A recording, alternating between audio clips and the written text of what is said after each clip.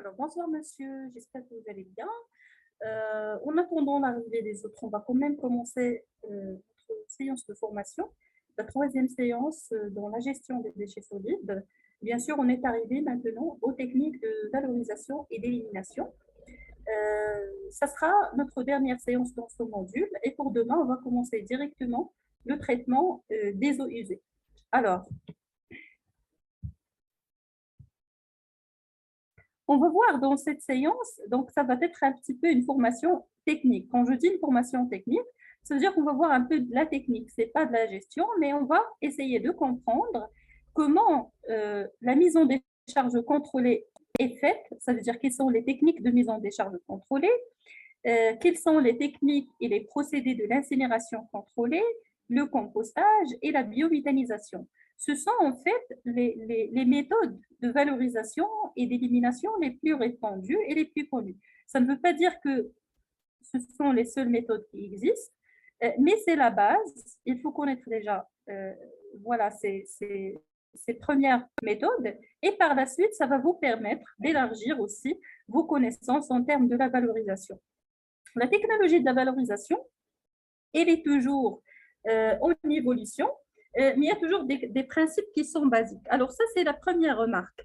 La deuxième remarque, c'est que je ne vais pas aborder le recyclage parce que le recyclage, ce n'est pas une seule discipline. Donc, quand je parle de recyclage de plastique, ce n'est pas le recyclage des métaux, ce n'est pas le recyclage du papier, et ça dépend aussi donc de la technique utilisée, notamment pour le domaine plastique. Les techniques de recyclage se diffèrent selon la nature du plastique, selon aussi qu'est-ce qu'on cherche à faire et selon la technologie mise en œuvre.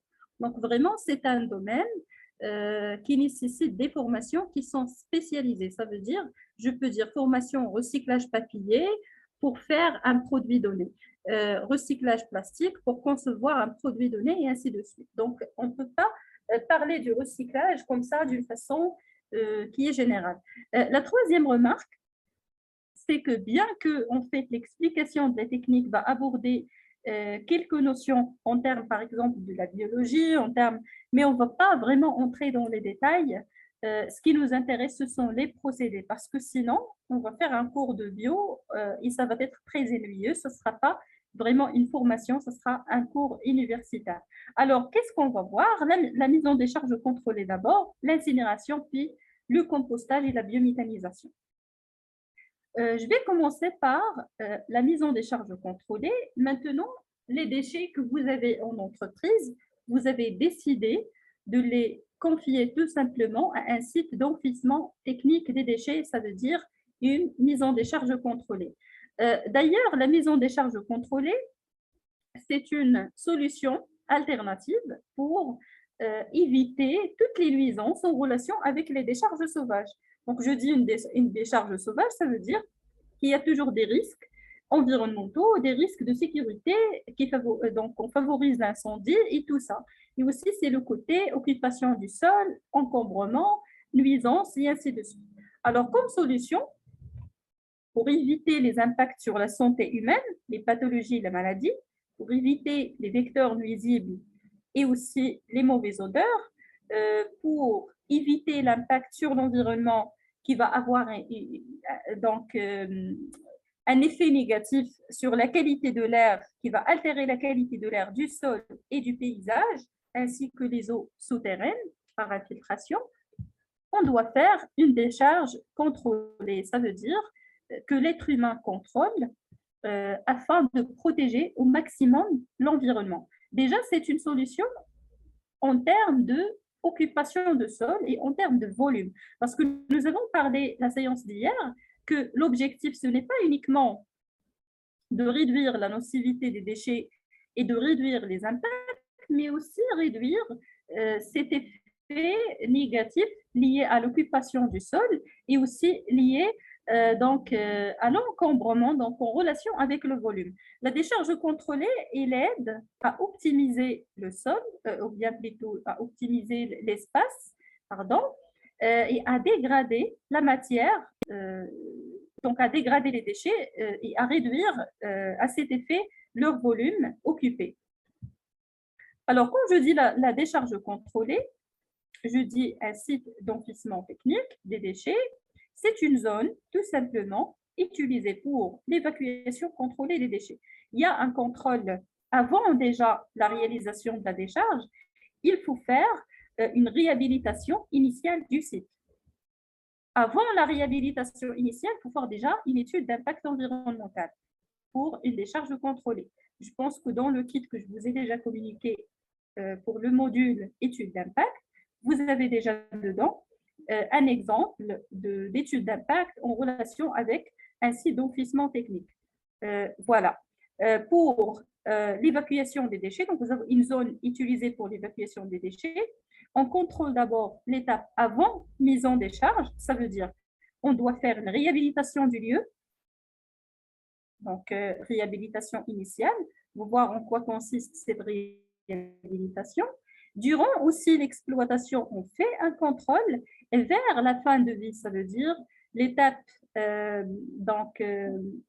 fermeture de ce projet, on doit aussi faire un contrôle post-fermeture. Alors, qu'est-ce qu'on a? Le cycle de vie d'une décharge contrôlée, ça commence avec le choix du lieu d'enfouissement. Donc, le choix du lieu d'enfouissement, ça ne se fait pas aléatoirement. Donc, pour choisir un lieu d'insertion pour ce projet, un lieu convenable pour faire l'enfouissement des déchets, comme j'ai dit, il faut faire des études d'impact, une étude d'impact sur l'environnement, il faut faire une étude hydrogéologique dans le cadre de cette étude d'impact pour choisir un lieu qui est suffisamment éloigné déjà de la population et suffisamment éloigné de la nappe phréatique et toutes ressources d'eau. Donc, pour protéger les personnes et pour protéger aussi la qualité de l'eau. Alors, il faut choisir le lieu d'enfouissement, aménager initialement le site. Donc là, je pars de la protection de l'environnement à travers la réhabilitation initiale du site. On va voir, comme j'ai dit, en quoi consiste cette réhabilitation. Par la suite, on passe à la phase exploitation et contrôle. Ça veut dire que je commence à mettre les déchets. Donc maintenant, on n'est pas le générateur, on est maintenant du côté exploitant. Ça veut dire c'est nous qui exploitons les déchets. C'est nous la destination finale des déchets. Alors, qu'est-ce qu'on va faire? On va exploiter ces décharges contrôlées, on va faire l'enfouissement technique des déchets. À un certain moment, le sol va être saturé. Ça veut dire qu'on ne peut plus stocker des déchets au sein de ce site. Il faut tout simplement faire la fermeture et bien sûr faire un contrôle post-fermeture parce que même si on va faire une réhabilitation de ce site après utilisation, donc on peut toujours faire couvrir les déchets stockés par du sol et par la suite utiliser ça comme étant voilà, un lieu vert. Donc on peut toujours ouvrir ou bien plutôt implémenter des arbres, de la végétation pour réintégrer en fait ce site dans l'environnement et dans le paysage naturel. Sauf qu'il faut toujours faire un contrôle parce qu'on va voir qu'il y a l'émission des gaz et ces gaz, ce sont des gaz qui sont en fait qui ont un pouvoir calorifique, ça veut dire ça favorise les risques d'incendie et d'explosion. Donc, il faut toujours contrôler les décharges contrôlées, même après leur fermeture. Voilà donc de quoi je parle. Ça, c'est la réhabilitation initiale d'une décharge contrôlée. On va voir en quoi consiste en fait cette réhabilitation. Mais d'abord, il faut comprendre quel est le principe de la mise en décharge. Ça veut dire quelle est la technique utilisée pour faire l'enfouissement technique des déchets. Alors, on va imaginer que nous avons une digue. C'est là où on va stocker les déchets. Qu'est-ce qu'on fait généralement? On va commencer par le compactage des déchets. Donc, je commence la première couche. Je dois compacter, ça veut dire on fait passer les véhicules qui sont lourds pour compacter les déchets suffisamment. Normalement, là, les déchets ou bien voilà, donc les dépôts ils doivent être suffisamment compactés. Pourquoi ce compactage? Alors d'abord, c'est question de volume. Lorsqu'on compacte les déchets, ça veut dire qu'on optimise le volume et la décharge, il peut toujours réceptionner d'autres quantités supplémentaires de déchets. Alors là, je fais le compactage pour ça et je fais aussi le compactage pour éliminer les vides. parce qu'on va faire une fermentation. Donc, il faut éliminer ces vides pour éviter les risques d'incendie. Là où il y a l'oxygène, il y a un gaz calorifique qui peut embraser le feu. Euh, si jamais il y a une étincelle ou bien une flamme externe, on va avoir un risque d'incendie ou bien d'explosion. Donc, pour éviter ça, on va compacter par des véhicules qui sont lourds suffisamment afin d'éviter les vides entre les couches de déchets. Alors, on va faire ces couches de déchets. Ce sont des couches de déchets compactées. Et par la suite, donc vers la fermeture, vers la fin de vie de la démarche, de la décharge contrôlée, on va mettre de la terre et de la végétation, comme j'ai dit, pour réintégrer le lieu ou bien le site d'enfouissement dans le paysage naturel. Alors, la mise en décharge technique, bien que c'est une réponse, en fait, à plusieurs impacts négatifs, ça veut dire ça, il va corriger des impacts, mais elle aussi, il aura des impacts résiduaires. Pourquoi? Parce qu'il y a des éléments de sortie. D'entrée d'abord, vous avez de l'eau de pluie, des eaux de ruissellement. Donc, l'eau de pluie avec l'eau de ruissellement, avec des déchets compactés, c'est la pollution. Vous avez une lixiviation des déchets, l'eau passe à travers les déchets, il va causer un lessivage, ça veut dire que cette eau va être transportée par des éléments polluants et pathogènes. Et voilà, donc les déchets, on ne sait jamais quelle est leur composition. Donc, il y a des déchets organiques, donc il y a toujours bien sûr, on ne va pas faire l'enfouissement des déchets toxiques. Donc, pour les déchets dangereux, ils ne sont pas acceptés dans les décharges. Donc, ici, vous avez la fraction des déchets, donc les déchets ménagers, et la fraction des déchets industriels assimilés aux déchets ménagers. Et vous avez aussi tout ce qui est carton, papier. Parfois, si on ne va pas faire le recyclage, on trouve aussi une fraction des déchets verts, ou bien les déchets verts en général, on les trouve aussi stockés dans la décharge. Alors là, vous avez de l'eau, vous avez un lessivage, donc c'est eau, ou bien l'exiviation. Donc le lexivia, on l'appelle aussi le jus des déchets. C'est ça la nomination, mais il s'appelle le jus des déchets. Donc, il peut toujours s'infiltrer vers la nappe phréatique et contaminer l'environnement. Donc, ce n'est pas vraiment une solution écologique à ce niveau. Donc, on va voir par la suite quelles sont les solutions proposées. Mais à ce niveau, c'est loin d'être une solution écologique et durable. Pourquoi? Parce qu'il y a toujours le risque de développement de l'exivia. Alors, quels sont les déchets acceptés dans la décharge? Ce sont les déchets de matière sèche et plus l'eau, ça veut dire des déchets qui sont humides, voilà, une fraction humide des déchets. Les déchets organiques, biodégradables, on parle par exemple des restes d'aliments, les restes de repas, les épluchures de légumes, de fruits, donc tous les déchets qui sont organiques, et les déchets minéraux, donc qui viennent de se composer à partir des déchets organiques. Alors, là où il y a de l'eau, il y a des composantes organiques et minérales, automatiquement, il y aura toujours une fermentation biologique anaérobique. Pourquoi anaérobique? Là, parce que quand je dis anaérobique, on a absence d'oxygène, parce qu'on a compacté les déchets, comme j'ai dit, et on a éliminé les vides, donc pas d'oxygène. Pourquoi une fermentation anaérobique biologique? Parce que l'eau, avec la matière organique, avec la matière minérale, c'est de la nourriture pour quelques types de micro-organismes. Alors, les microbes, voilà, donc les bactéries, ce sont des micro-organismes normalement qui ont besoin d'eau, tout simplement, qui ont besoin de composantes organiques et de composants minéraux pour se nourrir. Alors, les bonnes conditions de la biodégradation, quand je dis la fermentation, c'est une biodégradation. Ça veut dire que ces microbes et ces micro-organismes et ces bactéries surtout, ils vont décomposer les déchets. Ça, c'est le cycle de vie normal de la nature. Ils vont décomposer ces déchets. Du coup, on a quoi? On a l'optimisation du volume. Donc, le volume des déchets, il va diminuer. Du coup, on peut stocker davantage d'autres quantités de déchets. Et en plus de ça, donc, on aura aussi la réintégration de ces éléments dans le sol. Donc, ce sont des éléments nutritifs. C'est pourquoi j'ai dit qu'on peut toujours mettre de la végétation. Donc, normalement, les arbres, la végétation, ils se nourrissent à partir de ces éléments. Alors, cette fermentation, bien sûr, elle est toujours accompagnée par des odeurs nauséabondes. Donc, comme j'ai dit, il y a toujours des effets résiduaires et elle est accompagnée par la lixiviation, comme j'ai dit, et par la production de gaz. Alors, c'est principalement le CO2, le CH4 et bien sûr de la vapeur de l'eau avec une petite fraction. D'où provient ce gaz? C'est tout simplement le résultat de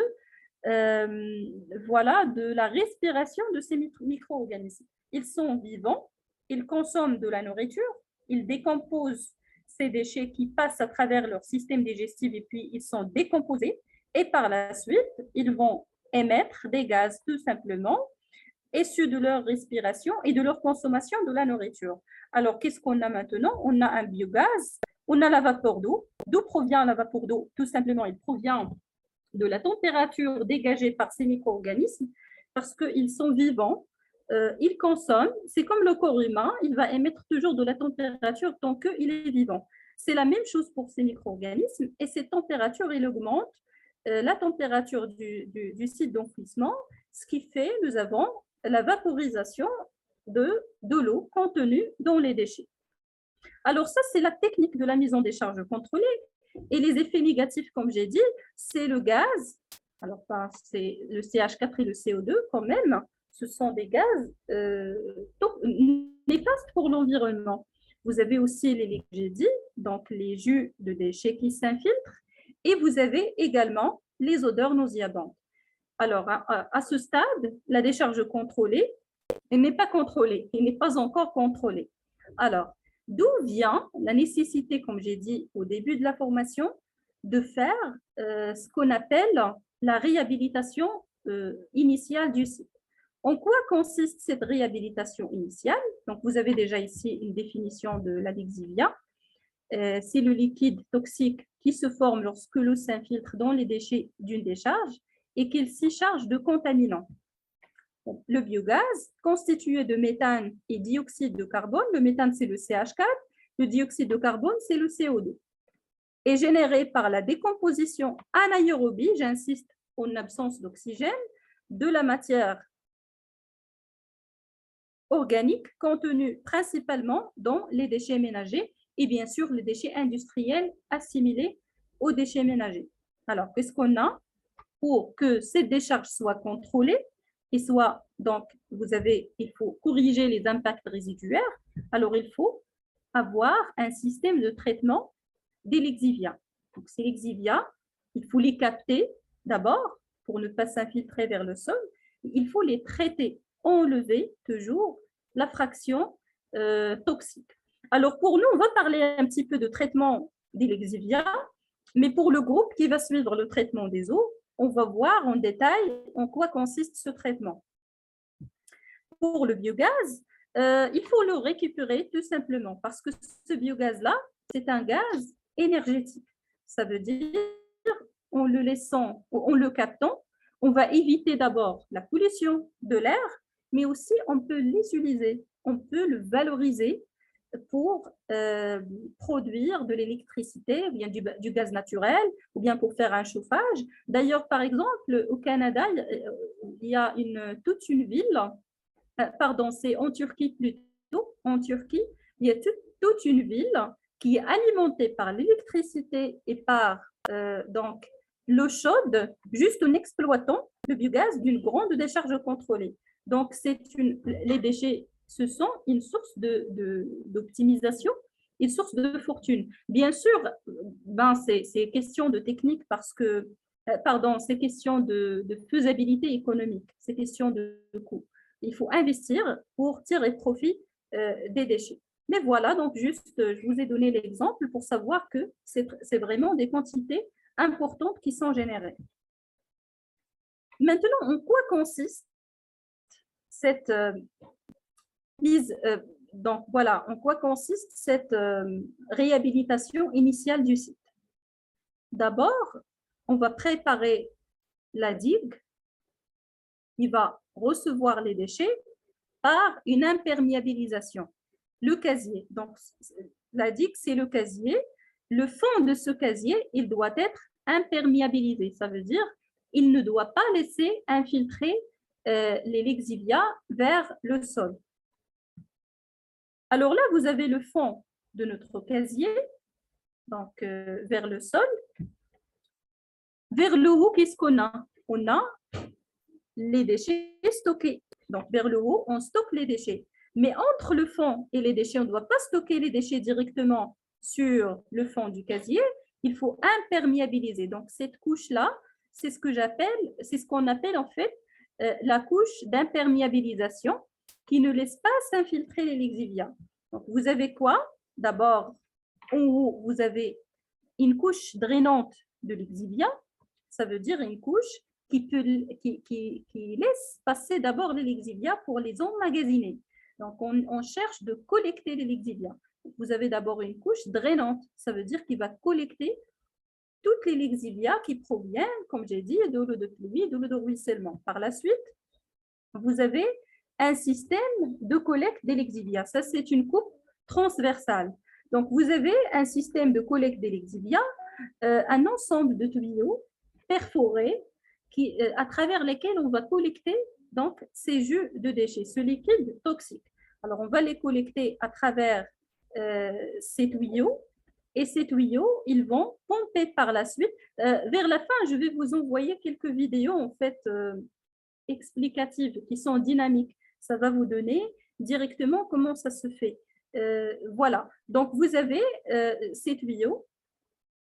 Ils vont collecter des lixivias qui vont être par la suite pompés vers des sites adjacents, des lagunes adjacentes dans lesquelles on va faire le traitement des lixivias comme le traitement des eaux usées industrielles.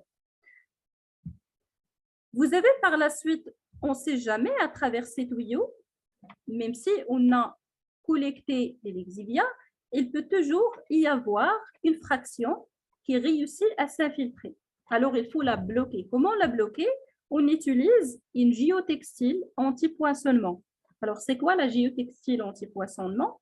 Tout simplement, c'est une forme de toile qui ne laisse pas passer et s'infiltrer les liquides. On l'utilise aussi dans le milieu du jardinage, dans le domaine du jardinage. Il ne laisse pas s'infiltrer les liquides et en plus de ça, il est anti-poinçonnement, ça veut dire qu'il ne se déchire pas facilement. Donc, c'est difficile de la déchirer.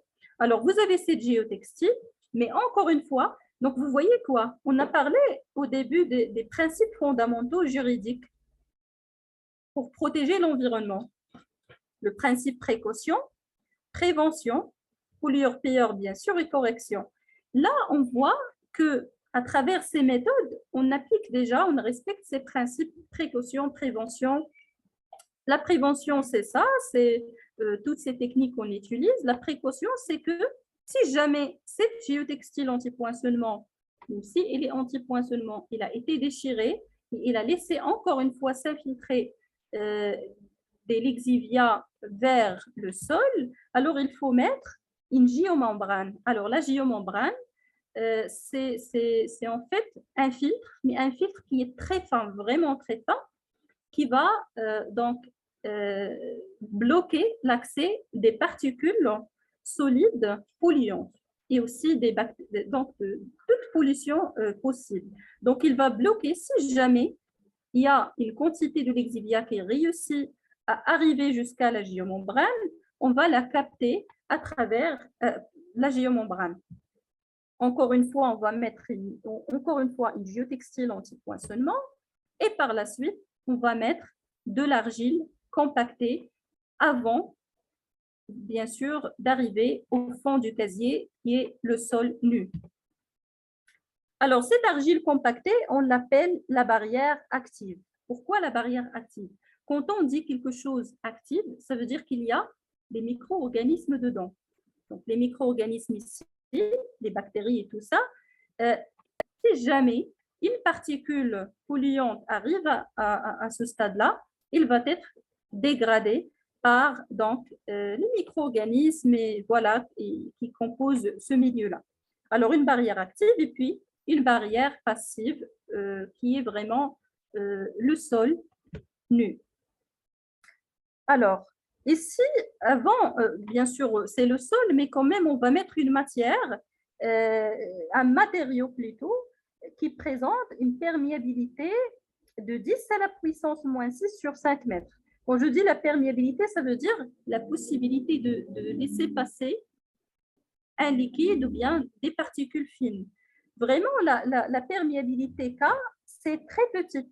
C'est 10 à la puissance moins 6 sur 5 mètres. Ça veut dire tout simplement qu'il ne va pas laisser passer aucune trace qui a réussi d'arriver jusque-là.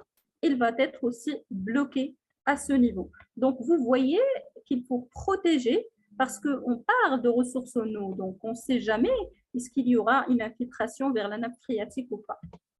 Et bien sûr, ici, vous avez le réseau de drainage des eaux qu'on cherche à protéger. Alors ça, c'est la technique en fait d'imperméabilisation du fond du casier. Alors, après l'étude d'impact dont je vous ai parlé, après l'étude hydrogéologique contenue dans l'étude d'impact, quand même, on va mettre aussi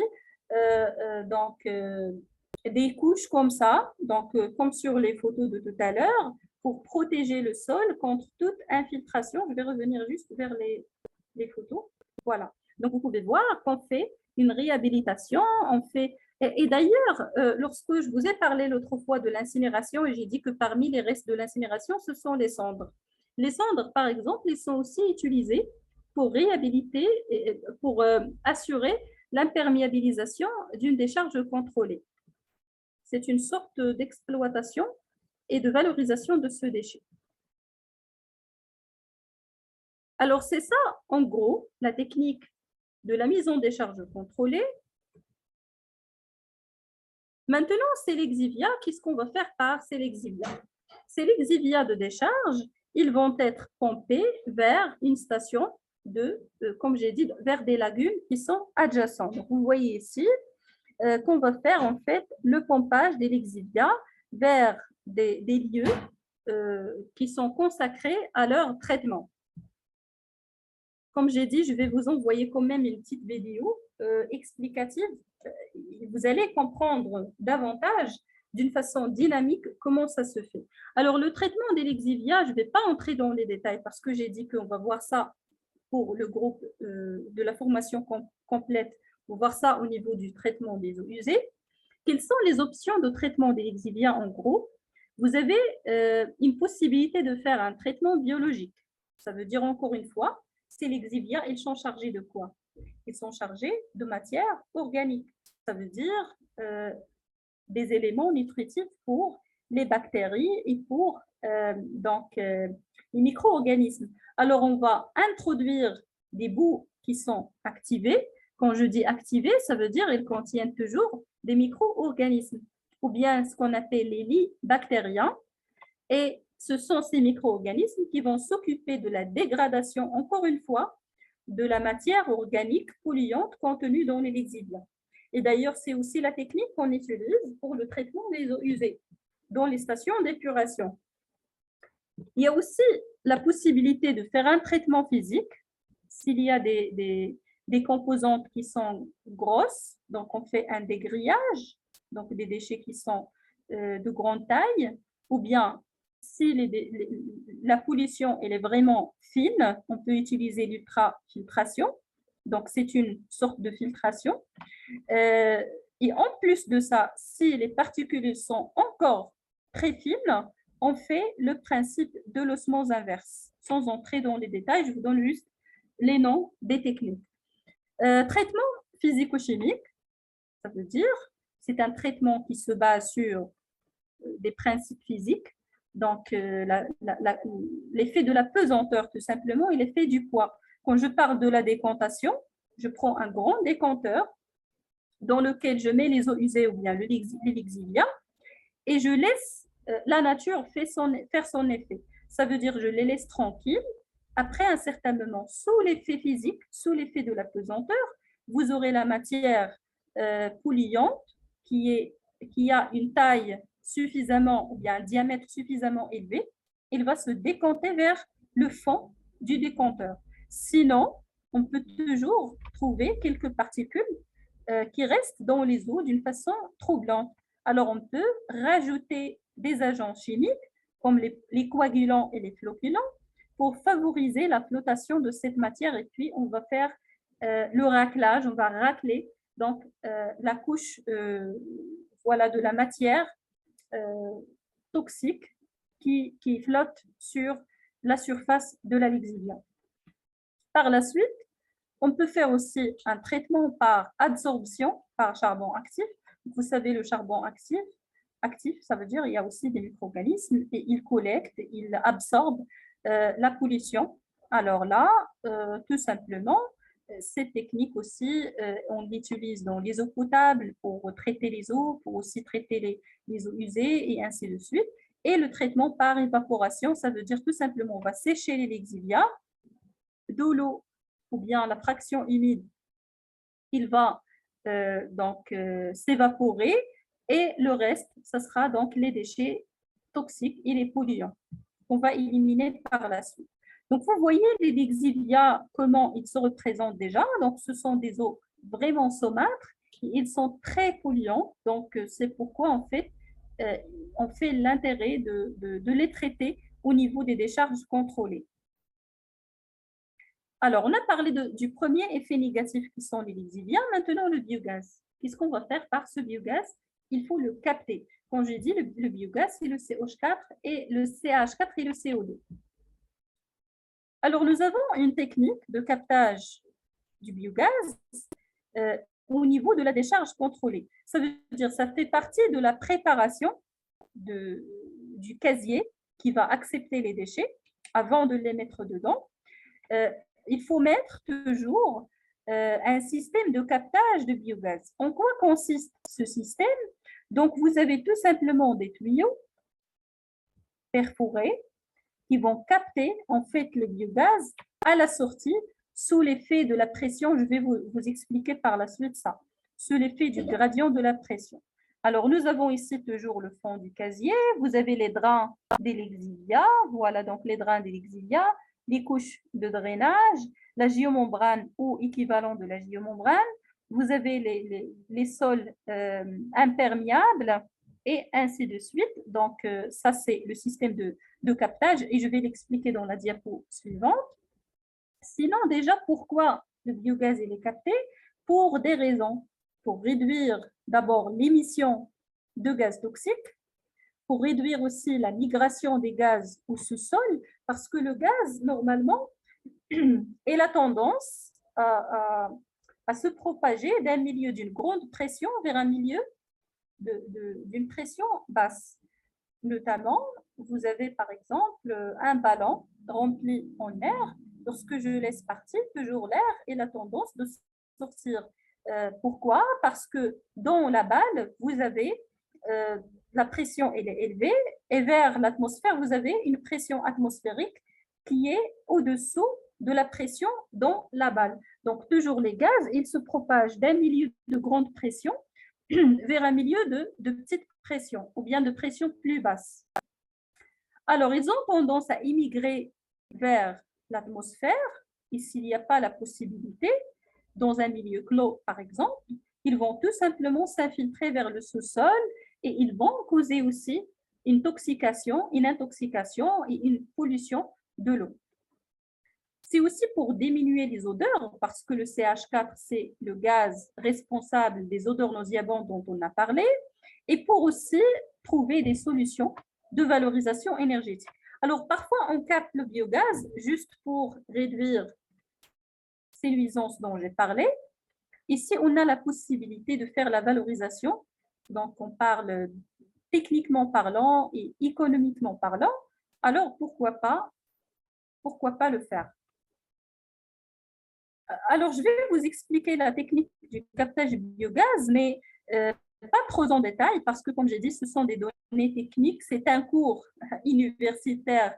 Ça ne va pas rester une formation, mais je vous donne en fait quelques pistes Et si vous êtes vraiment intéressé par une technique, vous pouvez donc approfondir vos informations en ce qui concerne cette technique. Je vois quand même qu'on est ici plutôt des industriels, ça veut dire la plupart aujourd'hui, ils s'intéressent à la gestion et tout ça, mais c'est très utile aussi de savoir ces techniques et d'approfondir et élargir vos informations par la suite, faisant des petites recherches. On ne sait jamais aujourd'hui, on est du côté générateur. Demain, on peut travailler dans une installation de décharge contrôlée ou bien autre.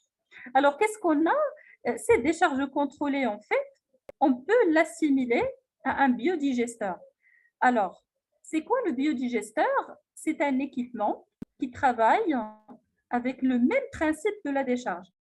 Sauf que cette fois-ci, le gaz, ce n'est pas un effet négatif, mais c'est ce qu'on cherche à élaborer. Donc, je vais utiliser le principe du biodigesteur juste pour vous expliquer le principe du captage du biogaz au niveau d'une décharge contrôlée. Alors là, nous avons le digesteur qui est cet équipement industriel. Vous avez, pardon, l'alimentation par les déchets. C'est quoi ça?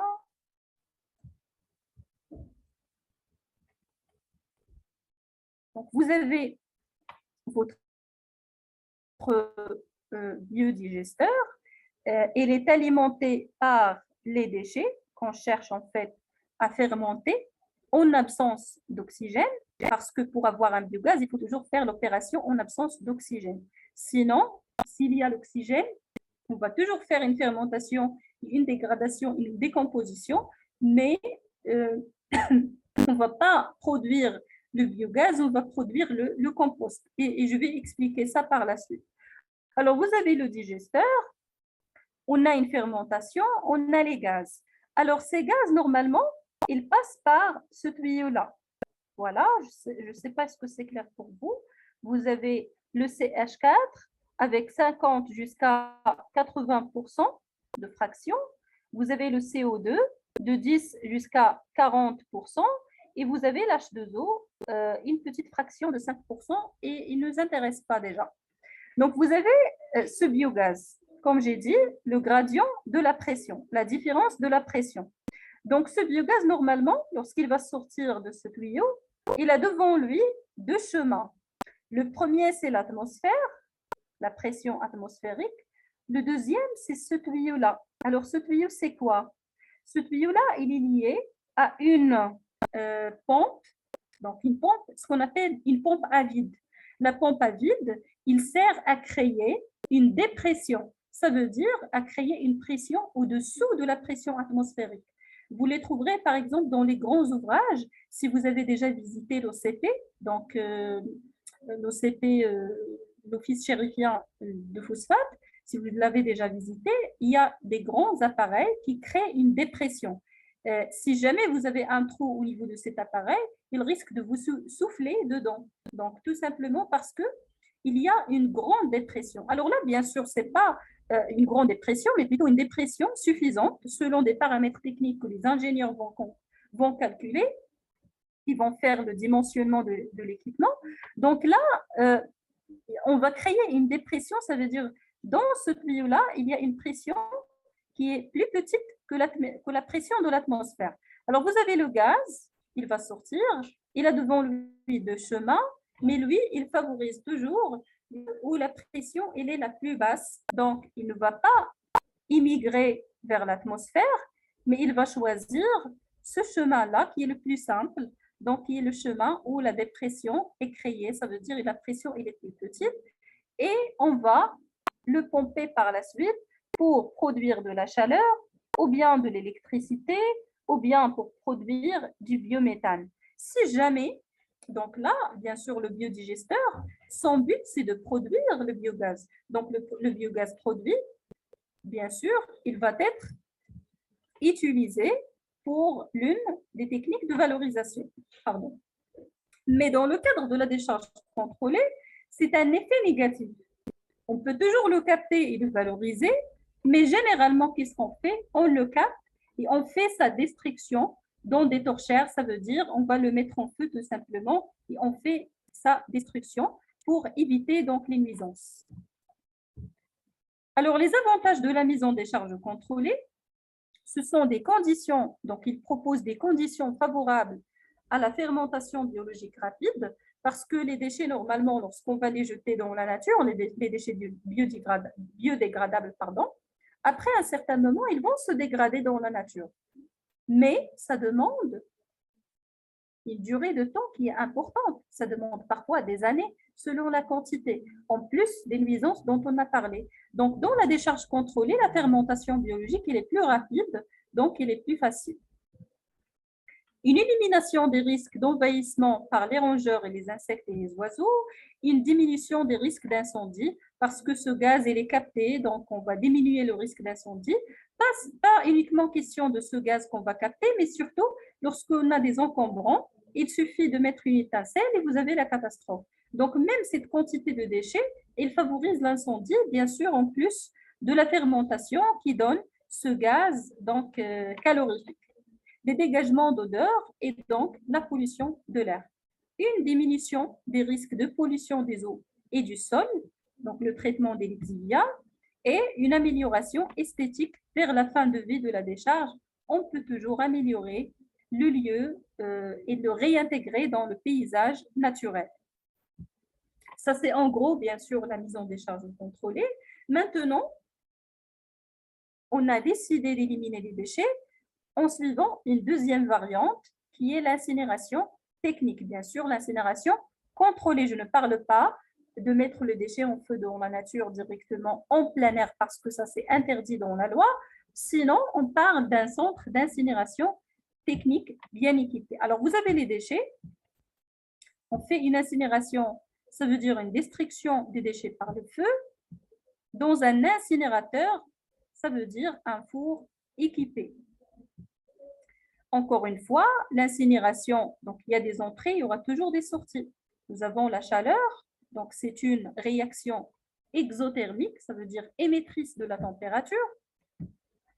Vous avez la production de fumée, alors ça c'est le premier effet négatif, et la production des cendres, c'est le deuxième effet négatif. Donc comme pour la décharge contrôlée, il faut corriger ça pour que ça soit une solution de plus ou moins écologique et respectante pour l'environnement. Donc, les impacts résiduels. Par exemple, pour ceux qui ont suivi l'étude d'impact, nous avons parlé de l'évaluation des impacts pour proposer des mesures de correction, mais j'ai dit aussi, j'ai signalé que ces mesures de correction, ils peuvent aussi avoir des impacts résiduaires qu'il faut aussi traiter. Alors, par exemple, si vous avez proposé dans l'étude d'impact d'incinérer les déchets dans un incinérateur, vous devez aussi faire l'évaluation de ces techniques.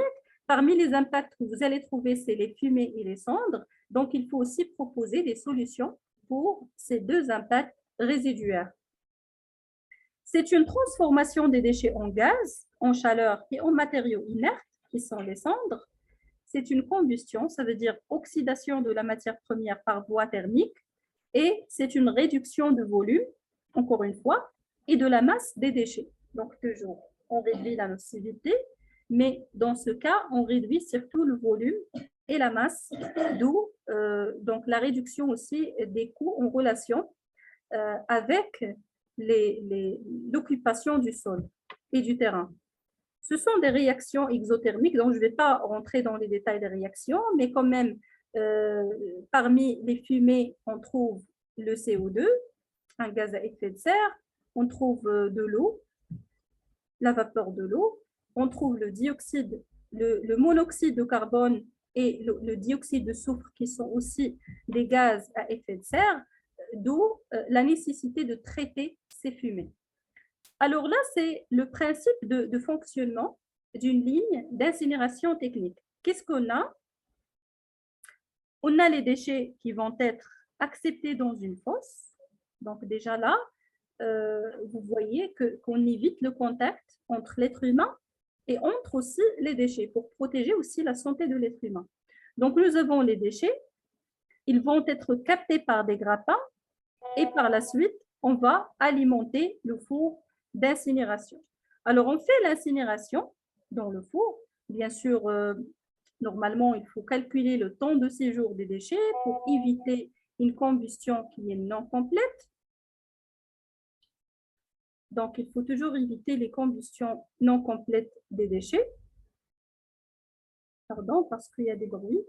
Voilà. Donc, vous avez donc les déchets qui vont être mis en feu. Par la suite, vous avez les cendres. Alors là, pour les cendres, on peut toujours faire un tri pour enlever la fraction valorisable, recyclable, comme les ferrailles. Donc, on peut toujours valoriser les ferrailles. Voilà. Et vous avez la partie dont j'ai parlé. Donc, les cendres, ce sont des cendres ils sont des inertes, donc ils ne contiennent pas des polluants. On peut toujours les utiliser comme technique de forme. Donc, pour les formes, par exemple, pour les décharges contrôlées dont j'ai parlé, aussi comme technique voilà, donc routière pour les routes et ainsi de suite. Là, les gaz, maintenant, comment ils vont être traités? Alors, je vais revenir, parce qu'on va parler du traitement de gaz, je vais revenir vers cette technique de traitement des fumées. Sinon, pour le moment, vous avez les gaz. D'abord, il faut éliminer l'effet thermique, ça veut dire la pollution thermique. Alors là, nous avons quoi? Nous avons une chaudière, ou bien un échangeur de chaleur. Les gaz vont passer à travers l'échangeur de chaleur. Il y aura un échange entre les gaz et entre un fluide qui est de température plus basse pour avoir un échange thermique. Et par la suite, vous aurez l'eau chaude. Par exemple, on va faire passer de l'eau froide. L'eau va capter la température des gaz. Donc, il va être une eau chaude qu'on va utiliser, par exemple, la vapeur de l'eau. On va suivre, on va l'utiliser pour un réseau de chaleur, pour chauffer par exemple les sanitaires, pour produire l'électricité, faire tourner une turbine pour produire l'électricité. Donc, on peut toujours récupérer l'énergie thermique contenue dans les gaz. Sinon, vous avez les gaz maintenant, ils sont froids. Vous avez ici quelques en fait, particules solides en suspension qui vont se décomposer, qui vont se décompter sous l'effet de la température et ainsi de suite. C'est ce qu'on appelle les réfiums. Alors, les réfiums, je vais parler de ça par la suite. Vous avez ces gaz, ils vont passer à travers un filtre à gaz, notamment ce qu'on appelle un absorbeur ou bien un filtre à manche. Vous pouvez aussi utiliser un filtre électrostatique. Ça dépend de la technique que vous avez choisie. Donc, vous avez les gaz, ils passent par le filtre à manche. Donc, vous avez une autre quantité de réfium. Alors, ces réfiums, ils vont être par la suite évacués. Ce sont des déchets toxiques. Contrairement aux cendres, ce sont des déchets qui contiennent de la pollution. C'est la pollution, c'est toute la pollution contenue dans les gaz. Alors, ces réfiums, ils doivent être stockés dans des récipients étanches et bien sûr, à l'abri de toute contamination possible de l'environnement. Alors, vous avez les gaz qui passent à travers le filtre. Ils vont être aussi, ils vont passer aussi à travers un catalyseur, donc un laveur de gaz. Donc, pour ces techniques en détail, on va les voir dans la partie traitement des gaz. Pour enlever, encore une fois, toute trace, bien sûr, de pollution. Et voilà les gaz évacués vers l'atmosphère à travers les cheminées. Donc ça, c'est la technique de fonctionnement, c'est le procédé de fonctionnement d'une station d'incinération contrôlée.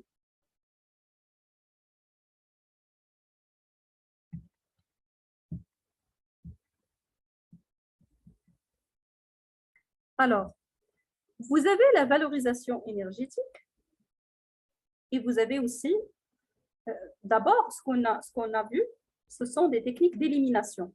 Maintenant, c'est une technique de valorisation et surtout de valorisation en matière. Là aussi, je ne vais pas rentrer dans les détails techniques, mais quand même, je vais vous donner des idées pour comprendre la totalité de la technique.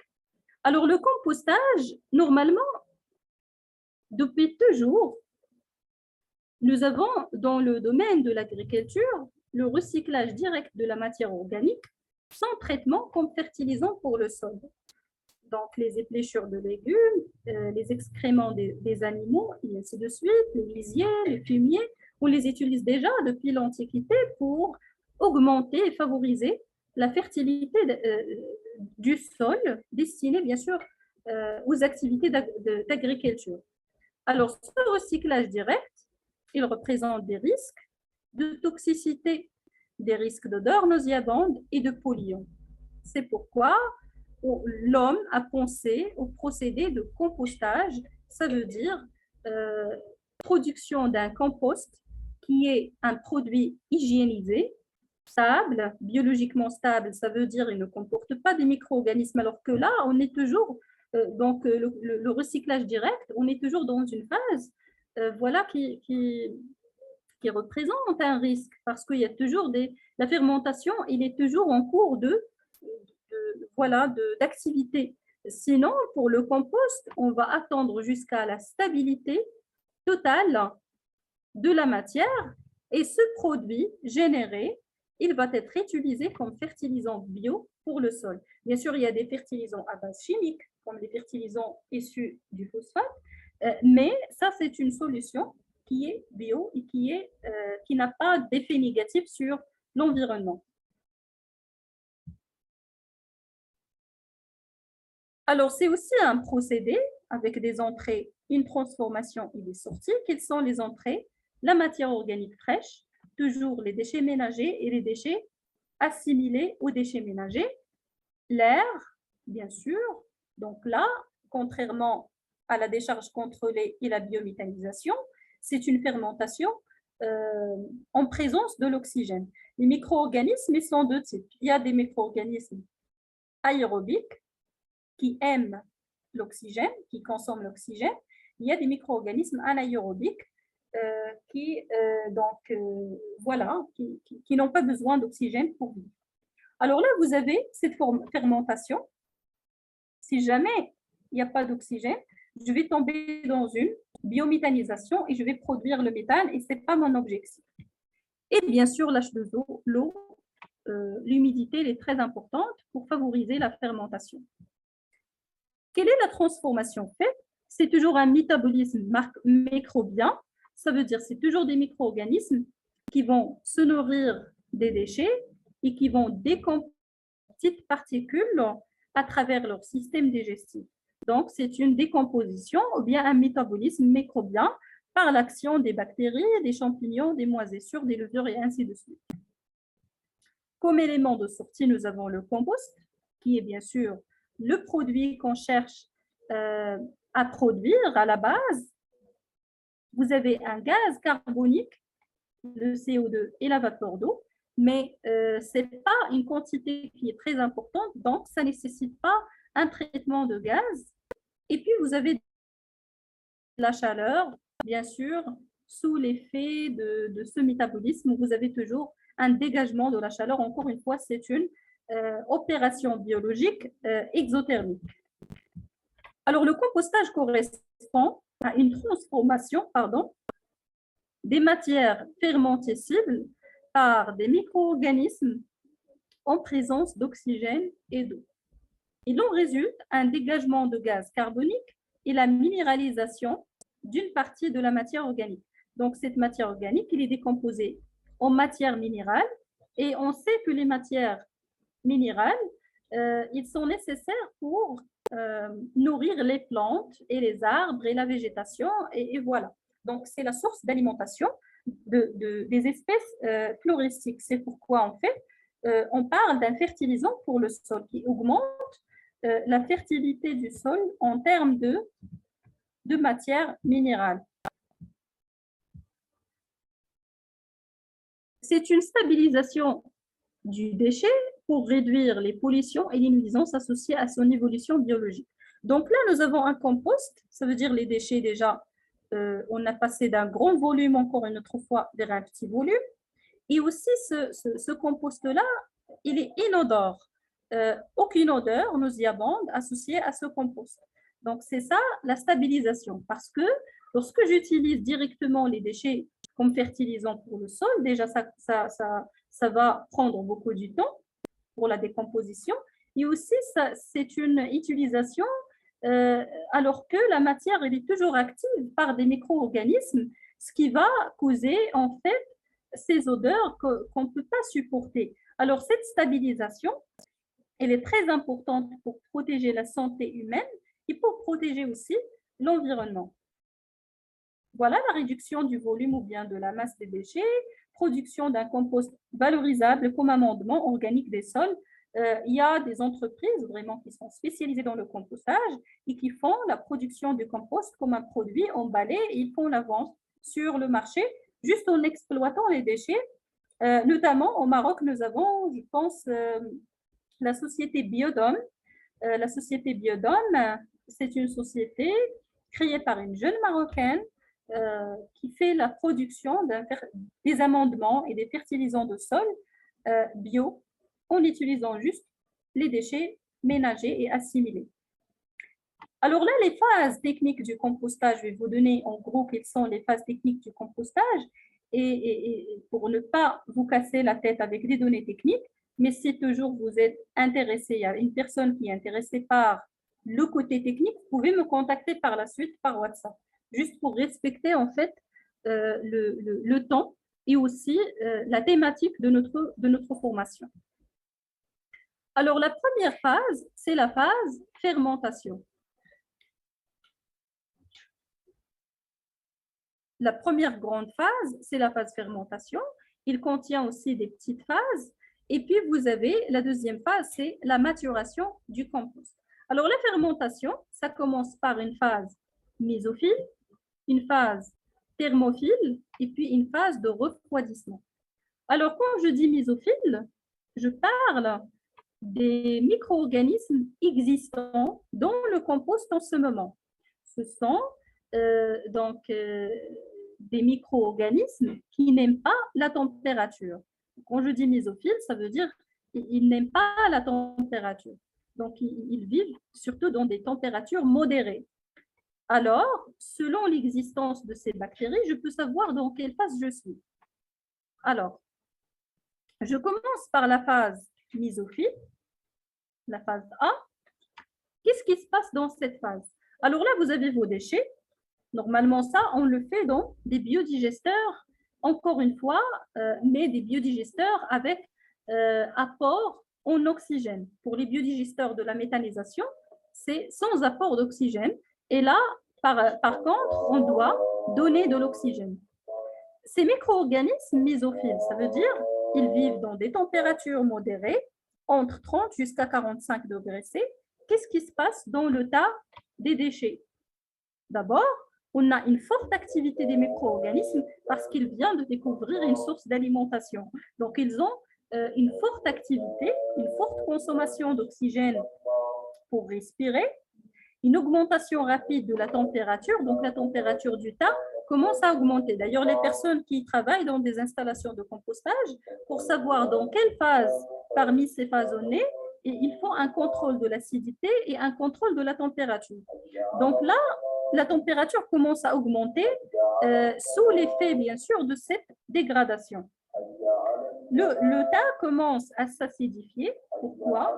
Parce que il y a des acides qui en résultent de cette opération, sans entrer dans les détails.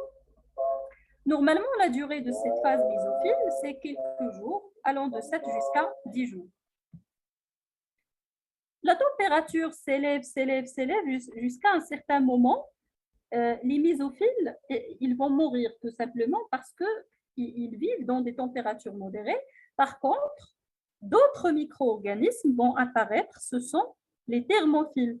Ils sont thermorésistants, du coup, ils peuvent résister à la température, ils peuvent résister, donc ils peuvent vivre dans une température entre 50 degrés C et bien sûr 70 degrés C. Alors, 70 degrés C, c'est le maximum. C'est thermophile. Pourquoi donc la température elle est élevée sans apport d'énergie externe? C'est juste l'effet de la dégradation de la matière. Alors, si je prends par exemple la température et je me trouve dans cette marge, je connais directement que je suis dans la phase thermophile et Donc, n'est pas encore, le processus n'est pas encore terminé et que mon compost n'est pas encore prêt pour qu'elle soit mûre et par la suite commercialisée. Alors là, qu'est-ce qu'on a? Une digestion vraiment rapide des déchets par les micro-organismes. Donc, on commence à voir à l'œil nu la réduction du volume du tas. Donc, le volume commence à se réduire et on a le dégagement de CO2. Donc, on commence à voir de grandes quantités de CO2 et l'évaporation de l'eau, le séchage de notre compost sous l'effet de l'élévation de la température. Donc, il faut toujours faire des apports en eau pour que le processus voilà, se continue jusqu'à la fin. La durée de cette phase, c'est allant à partir du 11e jour jusqu'à 3 semaines ou bien 4 semaines. Donc, après 4 semaines, qu'est-ce qui va se dérouler? C'est que la décomposition, elle est terminée. Donc, vous avez ces micro-organismes, ils ont tout consommé, il n'y a aucune nourriture, donc ils vont commencer à mourir tout simplement, encore une fois, et on commence à voir que la température va diminuer. On est dans la phase refroidissement. Pourquoi? Parce qu'il n'y a rien à manger pour les micro-organismes, ils ne vont pas dégager la chaleur, donc la température redescend progressivement et parfois même d'une façon qui est très vite, ça dépend. La quantité de la matière dégradable diminue, donc on n'a plus des déchets solides, mais on a une matière qui est fine et qui est granulée. Donc on a plutôt un granulat qui est le compost. Ralentissement de l'activité microbienne, les organismes de grande taille commencent à apparaître comme les vers de compost.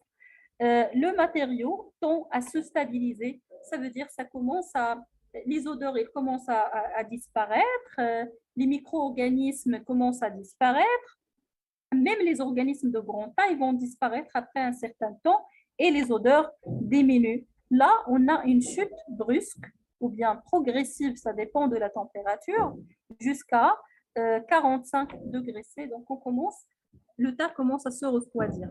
Alors là, si je prends les paramètres et je vois que la température est diminuée et que l'acidité donc atteint un certain niveau, je peux dire que mon compost il est maintenant stable, mais je dois passer par la phase maturation. C'est quoi la phase maturation? C'est tout simplement, on n'a plus de variation de volume parce qu'il n'y a rien à manger pour les micro-organismes. La formation de l'humus, donc on commence le processus de l'humification. L'humus, c'est vraiment la matière riche en composants minéraux que les plantes consomment.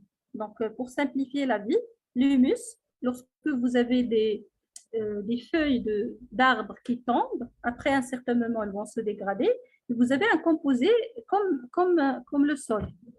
C'est l'humus, tout simplement. Faible variation de volume parce qu'il n'y a rien encore le volume aussi, il se stabilise. C'est à partir de 3 semaines, la température presque ambiante. Alors, cette phase de maturation, on donne du temps pour le compost pour s'hygiéniser, donc il va devenir vraiment hygiène.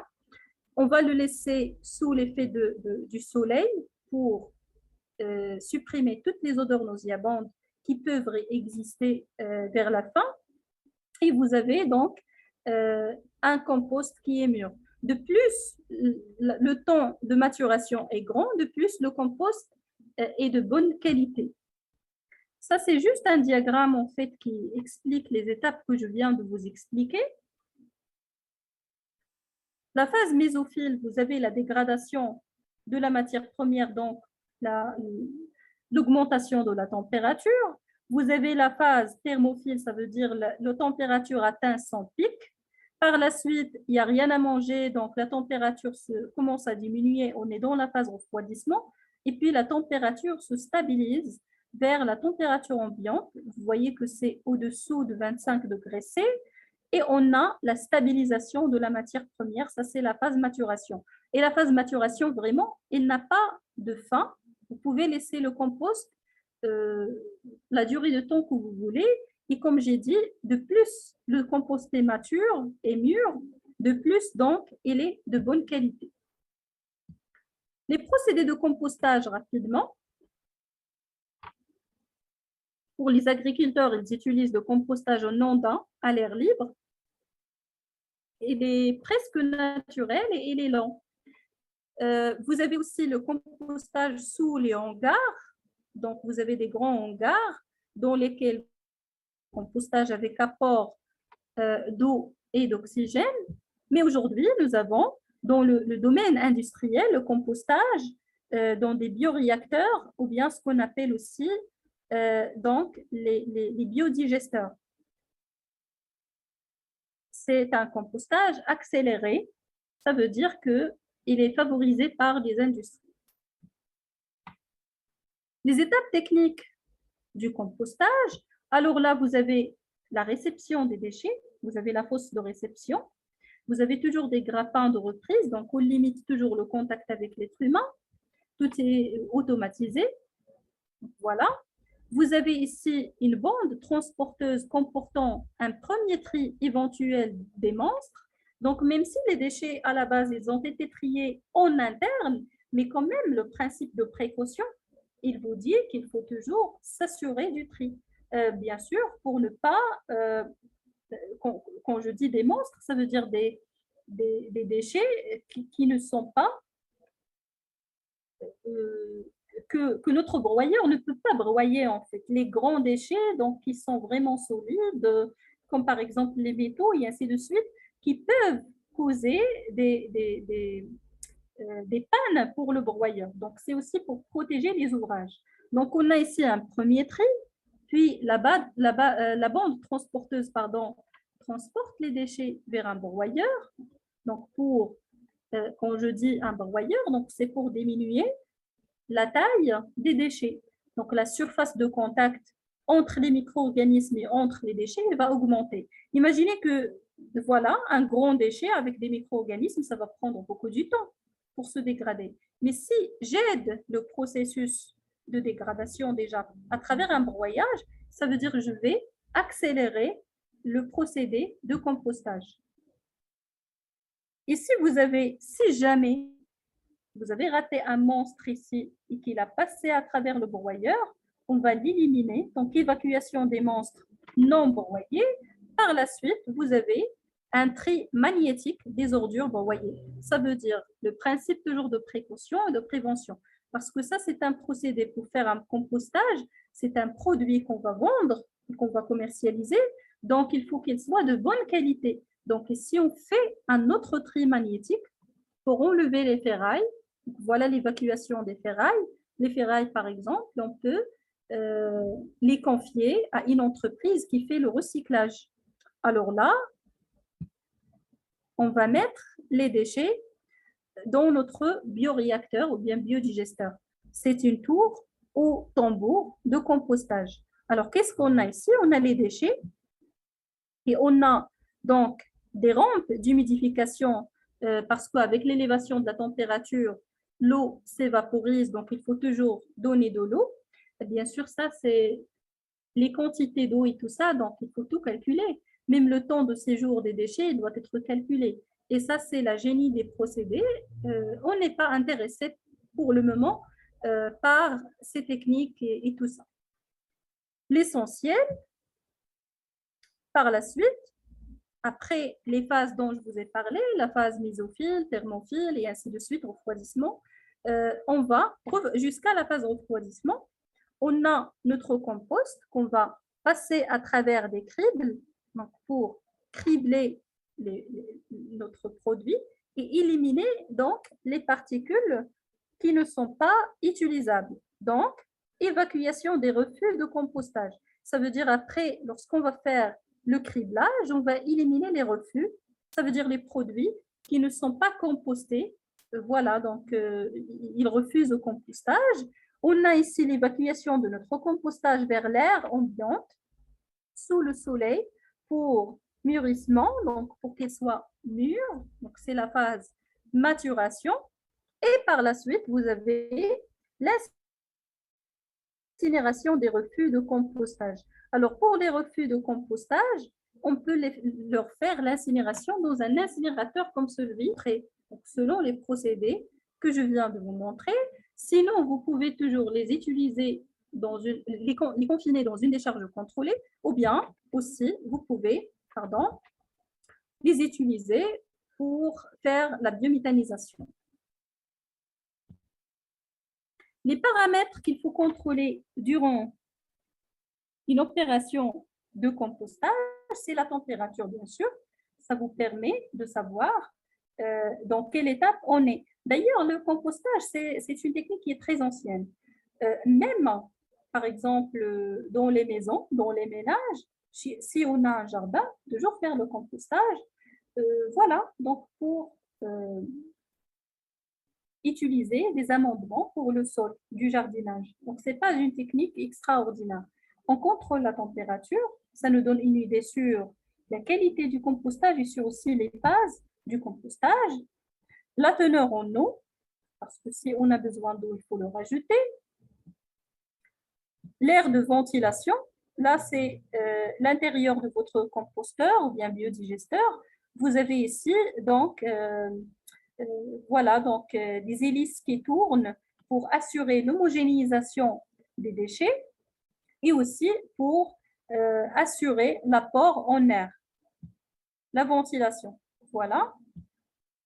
Le pH pour contrôler l'acidité de votre compost, parce que si le compost est très acide, ça veut dire qu'on a besoin d'oxygène et qu'au lieu de faire un compostage, on est tombé dans un cas de biométhanisation et ça, on ne le veut pas. Sinon, j'ai parlé tout à l'heure de la décharge contrôlée, j'ai parlé de la biométhanisation dans une décharge contrôlée, mais comme j'ai dit, parfois, ce gaz-là, ce n'est pas un effet secondaire, mais c'est l'objectif. Et d'ailleurs plutôt, il y a des processus et des procédés spécialisés dans la biométhanisation. Le compostage, donc, c'est une dégradation de la matière organique en présence d'oxygène, ça veut dire une digestion aérobiose qui va donner naissance à un compost plus chaleur plus CO2.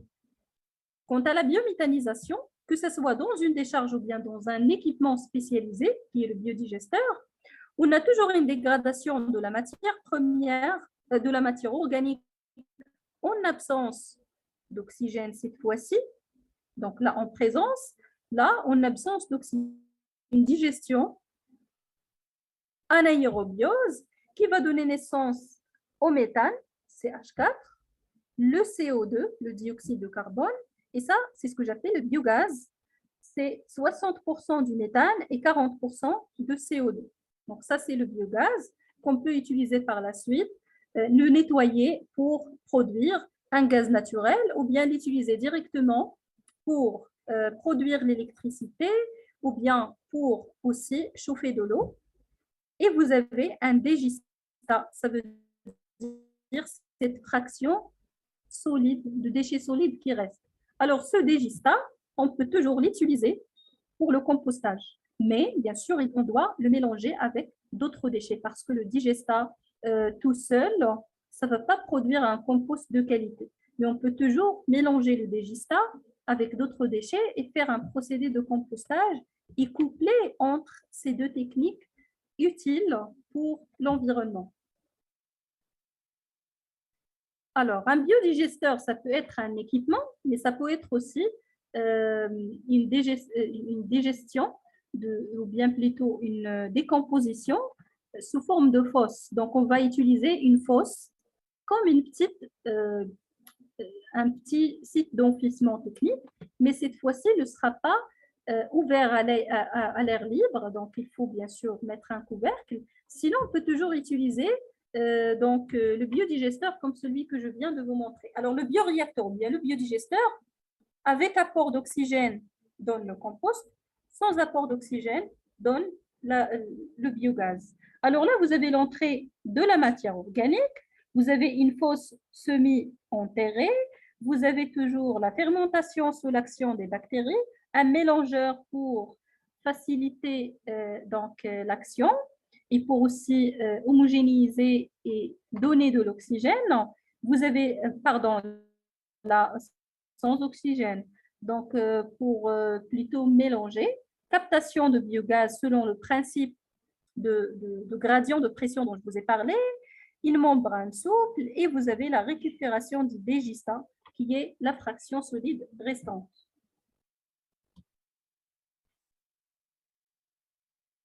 Quels sont les déchets acceptés pour cette technique?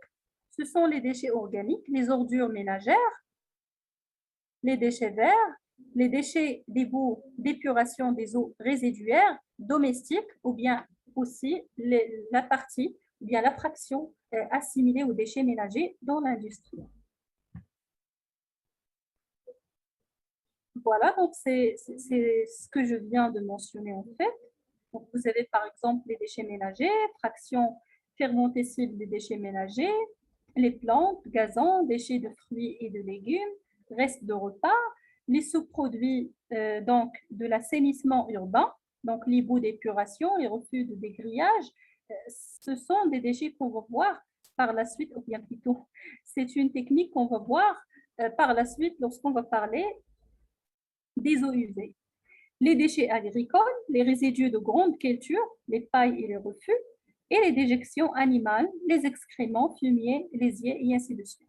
Comme pour le compostage, bien sûr, on trouve aussi des déchets industriels, les biodéchets industriels, notamment les déchets de restauration, la fraction fermentescible des déchets industriels banals résiduels, part restante après le tri des emballages et divers recyclables, les boues et les effluents des industries agroalimentaires, les déchets de processus des industries de transformation de matières végétales et animales, comme les conserveries de poissons et ainsi de suite. Donc, c'est toujours une solution pour ce type d'industrie. Vous pouvez faire vous-même une biométhanisation si vraiment l'industrie a des moyens et le gaz produit, l'entreprise peut l'utiliser pour produire l'électricité ou bien chauffer les locaux et l'eau sanitaire.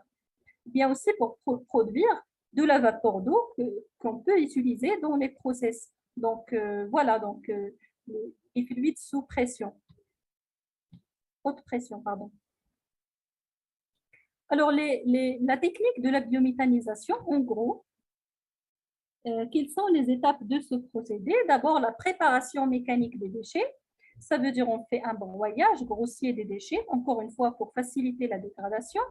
Puis on fait un broyage fin des déchets, un criblage et tamisage pour enlever les refus, et puis l'humidification pour faciliter la fermentation.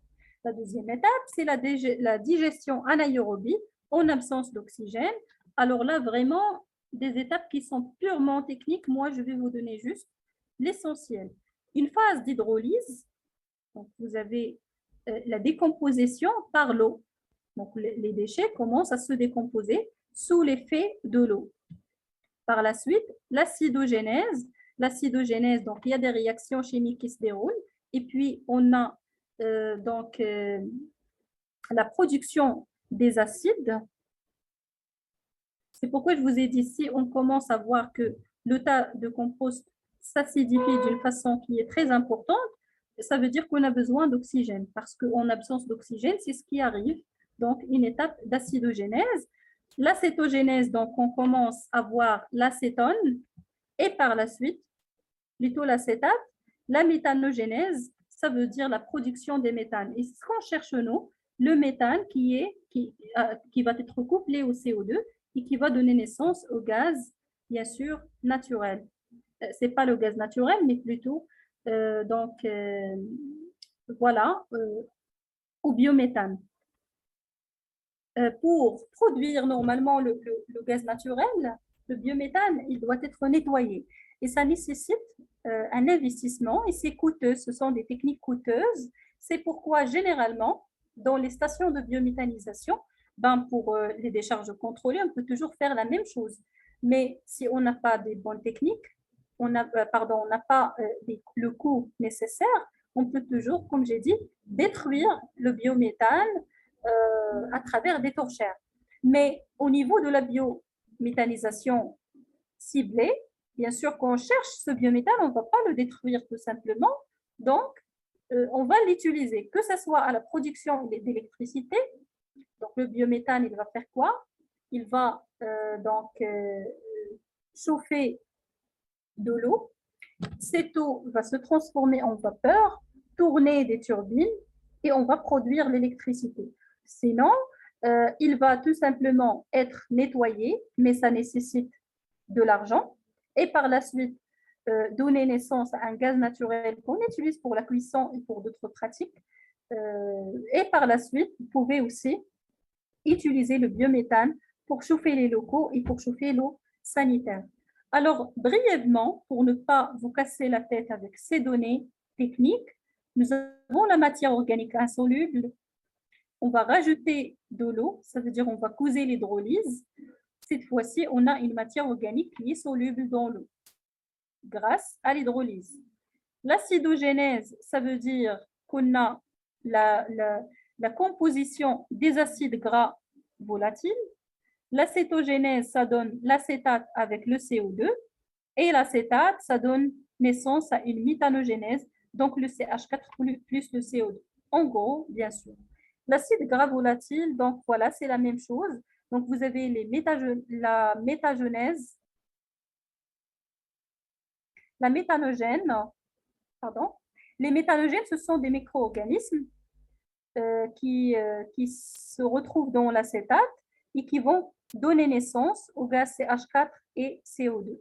Sinon, nous avons une autre voie, ça veut dire l'utilisation de CO2 produit avec l'hydrogène, ce qui va donner naissance au CH4 plus l'H2O. Donc, nous avons deux voies chimiques, que ce soit l'acétate avec l'hydrogène, et ça donne le CH4 et le CO2. Sinon, c'est le CO2 avec l'hydrogène qui donne le CH4 et l'H2O.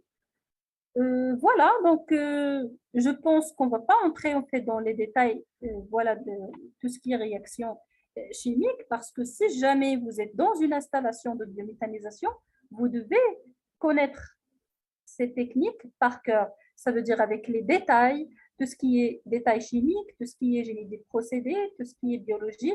Mais pour le moment, donc, on est dans une formation continue. En gros, vous avez une idée sur chaque technique de valorisation de déchets. Vous pouvez toujours approfondir vos informations à la base de ce que nous avons vu aujourd'hui. Alors, l'utilité, comment valoriser le biogaz, comme j'ai dit, la production de l'énergie électrique jusqu'à cette opération, et là, une efficacité allant jusqu'à 35%. Pour la production de la vapeur, une efficacité de 85% ou bien la production d'eau chaude à 90% à travers une chaudière à vapeur.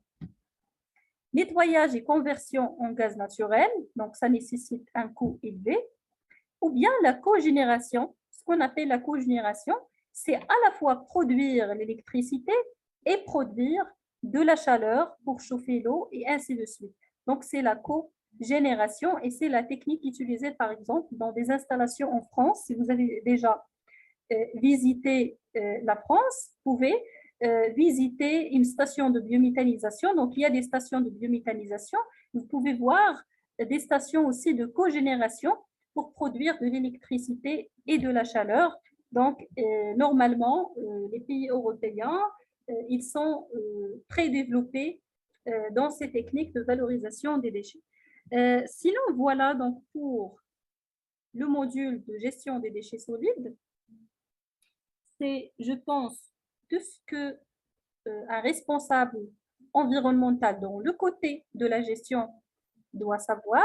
Dans le côté de la technique, bien sûr, il faut déjà avoir une formation académique qui vous permettra de travailler dans un domaine technique. Sinon, pour un responsable environnemental qui s'occupera de l'ISO 14001, qui s'occupera de la gestion, déjà, les informations que nous avons vues, ils sont très suffisantes. Alors, concernant, s'il vous plaît, la documentation, je vais vous communiquer bien sûr le lien pour accéder aux documents que nous avons vus avec d'autres documents supplémentaires. en plus du support de la formation pour les deux groupes. Concernant les attestations, alors, pour le groupe qui a fait juste la gestion des déchets, les attestations seront réalisées au cours de la semaine prochaine. Pour l'autre groupe, bien sûr, comme je vous ai expliqué, je vais attendre jusqu'à la fin de toute la formation et vous aurez toutes vos attestations une fois pour toutes à travers mail. Je vous remercie d'avoir assisté à la formation. Sinon, si vous avez des questions, je reste à l'écoute avant de clôturer. Donc, normalement, on a encore du temps. Donc, si vous avez des questions, vous pouvez les poser volontiers. Donc, je vous écoute.